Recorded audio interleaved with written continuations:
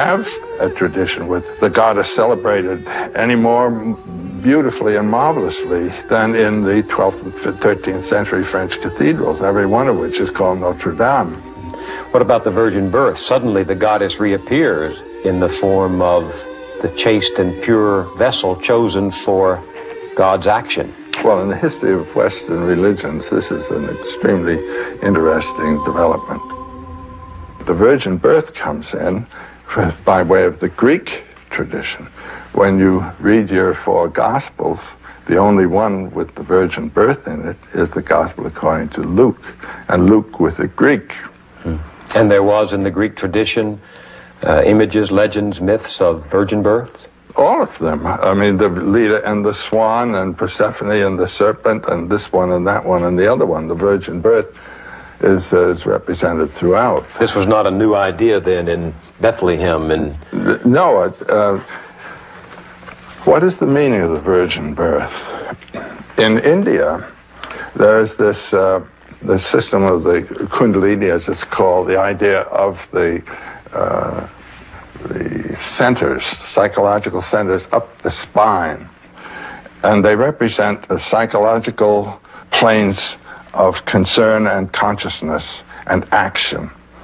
The first is at the rectum, and this is that of alimentation. The serpent represents this, a traveling esophagus going along, just eating. And all of us, we wouldn't be here if we weren't eating. And then the second center is at the sex organ center, and that's the urge to procreation.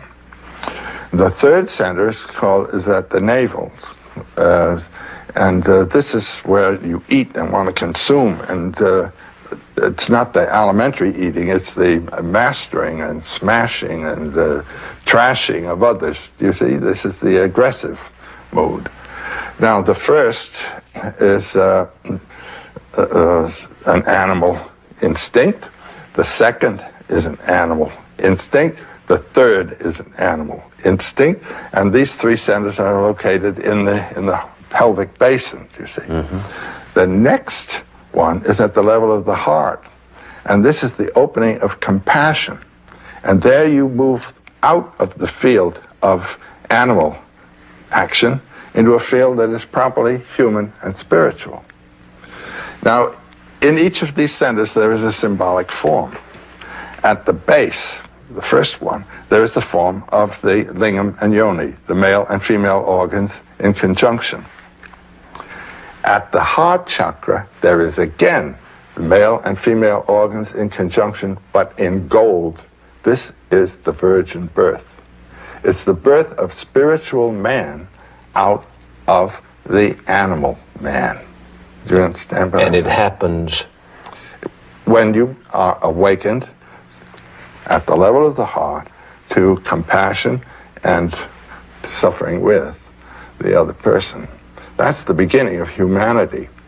And the meditations of religion properly are on that level, the heart level.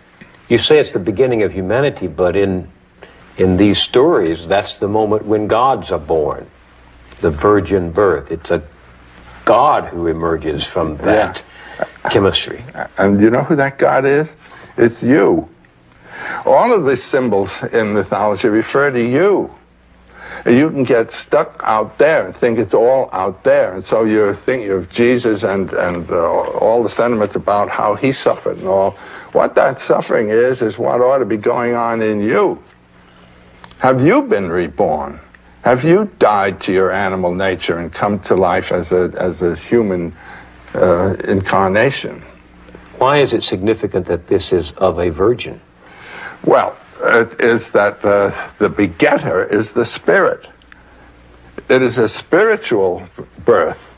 The virgin conceived of the word, but through the ear. The word came like a shaft of light. Yes. And now the Buddha was born from his mother's side at the level of the heart chakra. That's a symbolic birth. He wasn't born from his mother's side, but symbolically he was. But the Christ came the way you and I come.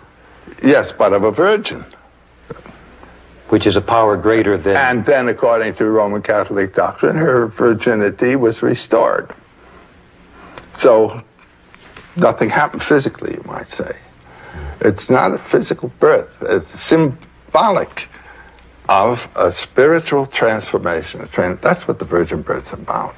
And so deities are born that way, who represent beings who act in terms of compassion and not in terms of the lower three centers.